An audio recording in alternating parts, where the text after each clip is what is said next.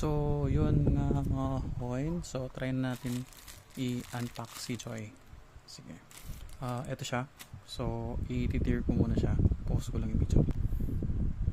So, after natin siya ma-tear, ito ang itsura ni Joy.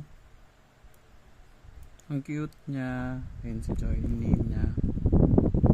Tapos, ito yung sa baba. Ito yung sanction niya. Tapos, ito yung other part ni Joy. So, torso to. Ayun, may belt. Ang sanction. Baba, yung paa niya. Tapos, wala siyang buntot. So, ganun. Tingnan mo.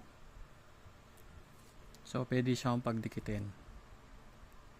Pwede mo pagdikitin si Joy ng ganito. Or sabi nga, pwedeng ref, magnet, or ref design, or cellphone holder.